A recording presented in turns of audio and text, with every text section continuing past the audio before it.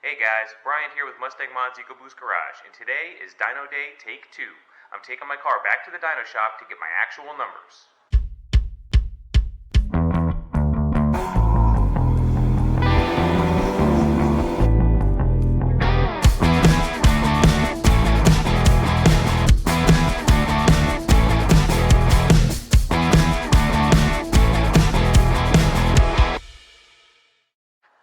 Okay guys, so many of you guys may have known that I've taken my car to the dyno shop before, and the reason why I wanted to do that was because I had the Ford Performance Tune installed, and there was really no video evidence or no numbers for horsepower and torque gains for the Ford Performance Tune on these EcoBoost Mustangs. So I wanted to get a baseline. I wanted to see what my numbers were after the Ford Performance Tune was installed. And really, the only other performance modification that I have done so far is just the intercooler and the colder spark plugs, air rate intake tube, those kind of things, you know.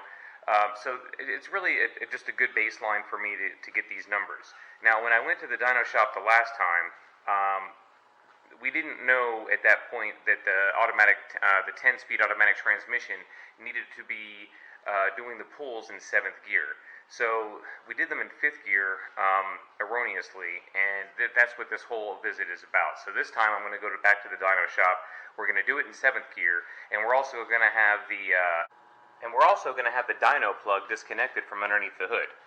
So right in here, next to the air box, is a connector that you're supposed to have disconnected when you're doing your dyno pulls. And from what I understand, this connector basically, it puts it in a mode where everything is disabled. The advanced traction control is off,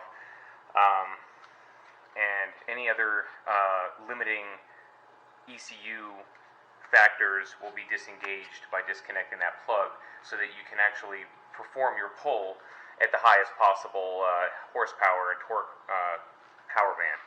So that's the reason why we disconnect that plug, from what I understand. And I know that the last time I did the dyno pulls, we did not disconnect that plug, and we also did them in 5th gear instead of 7th gear. So as I said, that's really the main reason for this episode today. I'm taking the car back to the same guy, the same shop. He said he would honor it and do it for free since we did it incorrectly the first time, which I think is awesome. And I'm just going to go down there and see what we get. Hopefully the numbers are better than the last time. All right, see you down at the shop.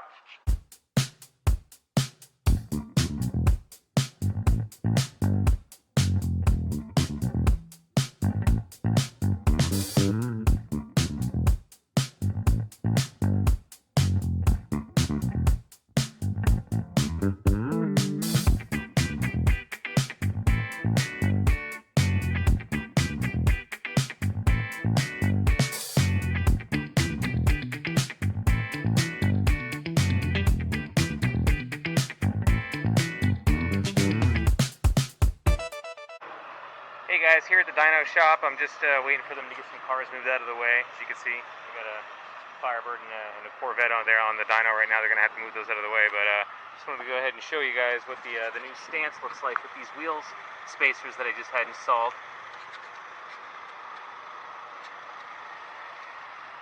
As you can see, it looks a lot better now than it did before with the tires tucked in like that. Kind of in the shadow over there. Let's go to the other side and see if this... Oh yeah.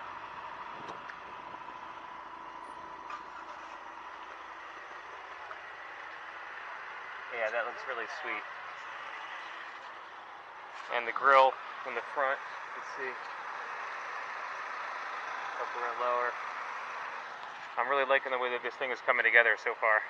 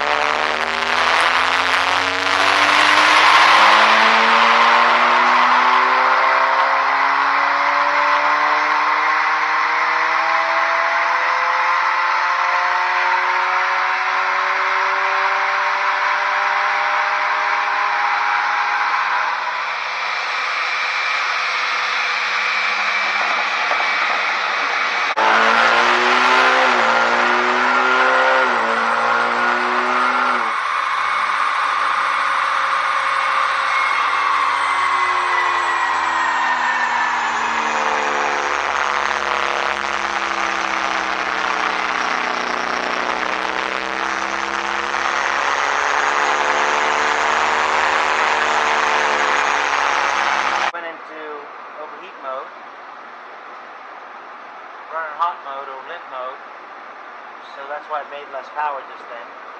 Cut itself down. Oh, really? Yeah.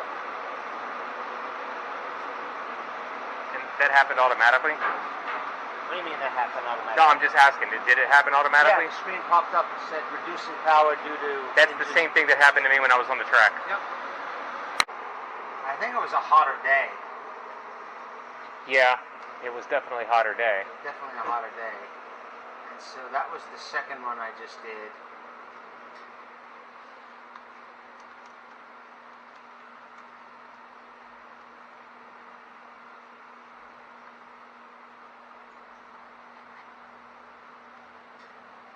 So there's today. So the difference is 12 horsepower, 50 foot-pounds of torque. Okay. The difference between 7 and 5. So but honestly, this was 7, or that the back one was 7? Yeah, this is 7. This is 5. Okay. And then I'm not sure I'd worry so much about the 12 horsepower. That could just be the temperature, because the day before was a lot hotter. Right. Well, I do remember that on the second or third one that we did last time, I got 315.9 also for horsepower. So I think we did 3 pulls that day. Yeah. Yeah. So that's it. It's basically the same numbers. That's good. And it was about 347.48 torque. See, fans on, 5th gear fans on the a month ago. Okay. Yeah, 315.9 and 290. Yeah, 358. So it's the same. Okay, guys. So we just finished up at the dyno shop. Darren helped me out again. Got everything hooked up, and we did 2 pulls this time, not 3, but. On the first pull that we did, we got 315.9 horsepower at 348 torque. So roughly the same numbers that we got last time on our maximum pull that we did the last time, even though the temperature was a little bit hotter that day. But and then also take into consideration, I'm not using race gas this time. But you know, last time I had a little bit of race gas mixed in there. But we did it in 7th gear, not 5th gear. So that may have been the difference, and maybe it equaled about the same. I'm not really sure. But the numbers were roughly the same. So no reason for alarm.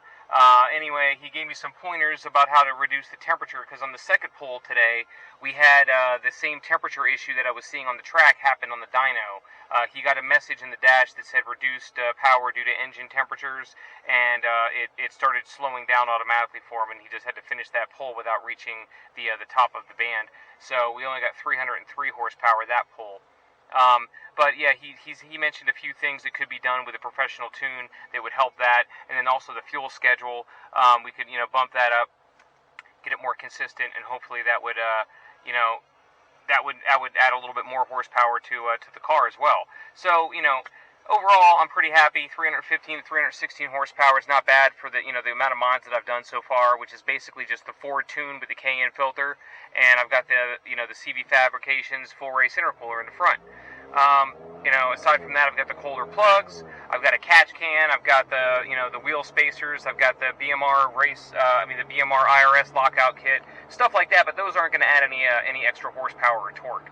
It's really just the intercooler and the air filter and the tune that I've got done so far.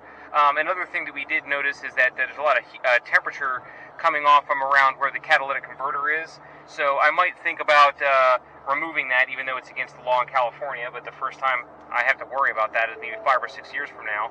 So I might just go ahead and get a catless downpipe if I can, and see what that does. And that might actually add some lower temperatures that's going to prevent the car from going into this low power mode.